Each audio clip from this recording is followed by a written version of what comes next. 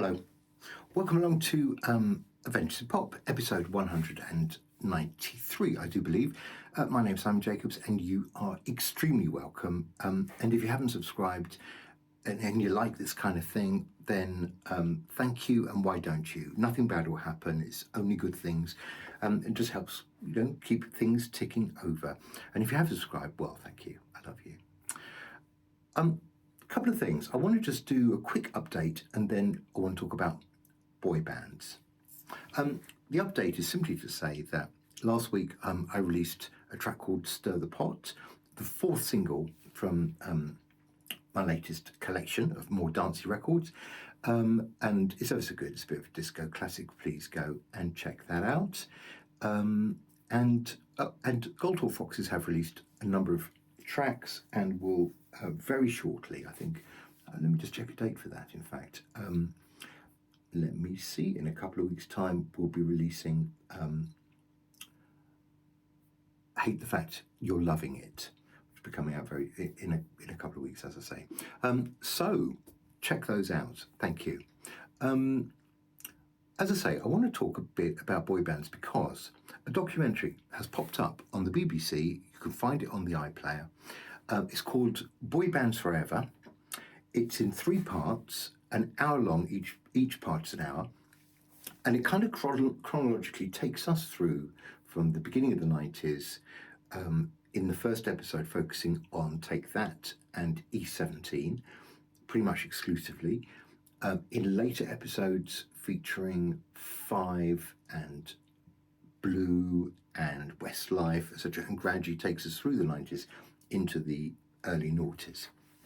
I've only watched the first episode, but I thought it's very interesting, and it is worth just mentioning it to you because it's rare that we get a kind of proper, kind of serious analysis into the crazy world of pop, and this is real pop. You can't get much poppier than boy bands. So. As I say, this episode is focused pretty much on Take That and E17, who, the way it comes across a little bit is that, we're kind of vying for the attentions of the same fan base. So we're probably in competition with each other. I didn't think that at the time. I mean, you'd think there are enough teenagers to go round, more than one band.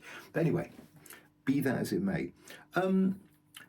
First of all, I want to say it's an enjoyable little, romp through some stuff that you might well already know, but there's no harm in kind of seeing it put into a context again. One of the drawbacks is it's a bit sort of linear, and by that I mean it does a bit of, this happened, and then this happened, and then this happened. And then, and then we swapped to E17, and this happened, and then this, and then this. And that gets a bit tedious, really. It's a bit unimaginative, I think, is what I would say. The other thing is, really, okay, so a couple of the E17 boys seem to be sensible and talking to the camera, and we're getting them with their view today. But the attention is not very much on them. The attention of the whole hour gradually seems to focus on Robbie in particular of Take That. Not the we don't hear from any of the others, but Robbie we hear plenty, and Nigel Martin Smith, who was the original Take That manager, because herein, is the kind of the grit of the first episode, which is really, it's about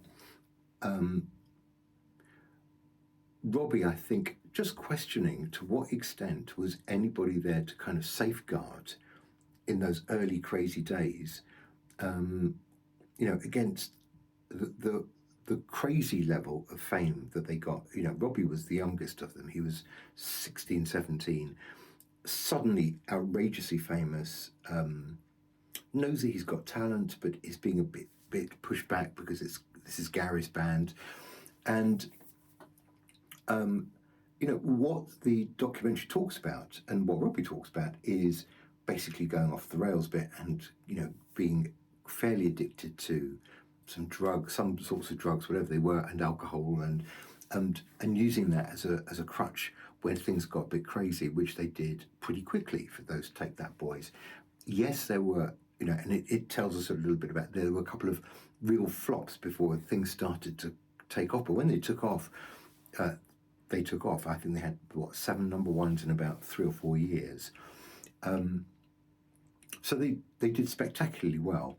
And obviously, this is before, the big split that was then followed by the big coming back together again in the noughties, which was sensationally successful. So we're just sticking with Take That phase 1, if you like, here. So look, I'm glad that this documentary is honest enough to kind of take us into the dark corners of pop music and talk about the fact that certainly in the 90s there was a lot of pressure on keeping this fame thing going, the monster that needs feeding all the time, with more appearances and more songs and more concerts and more songs and etc. So you do get to see just how intense that pressure is, and the fact that they're never given a moment of sort of quiet reflection. You go out in the street, there were people screaming, and there's one bit where you can see them getting there towards the end of this first part of their career, and they're getting quite stressed, and they're sort of saying, I just want, maybe just give me 5 minutes. It's like, I just want this to switch off for a few minutes. And that's really quite heartfelt, I think, in this. I should also say the episode starts with Brian Harvey from E17 smashing up his gold discs that he's obviously been given at some point in their journey, and saying, yes, I was in a boy band, we had number 1 hits, and I've got absolutely nothing. And he's kind of also making the point, which is all very well when the show is in town, but what happens when it's over? And that is a question that we asked just a few weeks ago when we were talking about Liam Payne from One Direction. And I think you can't help but watch this program that's suddenly popped up about boy bands without kind of reflecting on the problems and issues that Liam Payne's death kind of asks, that suggests to us that there are safeguarding, protection sort of issues, particularly for a bunch of teenagers, whether they're boys or girls. Particularly, they come from quite a modest background and they have no experience of this. Not that anybody would do really, but they're just thrust into it. And yes, they're going to be looked after to a great extent while it's all happening, but when it stops happening, or when one of them, like in Robbie's case, deigns to leave, all that support mechanism is taken away, and we're looking at sometimes some people who really feel like they were scarred by the immense success and fame and everything that it brought, from that, earlier in their lives, that early era. It's a difficult one, because I think you're inclined not to feel very sorry for them. They had, spectacular careers, and you would rightly think it set them up for life, and it's wonderful, and they've got a legacy, and it would be something they'd be immensely proud of forever and ever. But there is a dark side, which is getting to the age of 22 and thinking that it's all over, and you'll never achieve the heights of what you achieved when you were 17, and that I think must be quite distressing. I'm having to project there a little bit because it didn't happen to me. So an interesting episode, and I suspect the other 2 episodes are going to be, if you like, telling the same narrative, the same story, which is basically boy band comes from nothing and becomes huge very quickly, and then it sort of explodes into something that is really difficult for them to process afterwards. And I will come back and talk to you about episodes 2 and 3, but I suspect that in essence is the story all the way through this. So really interesting. As I say, it's called Boybands Forever. we got all the crying girls when Take That split up in the late 90s. They didn't know, of course, that we're going to reform again 10 years later.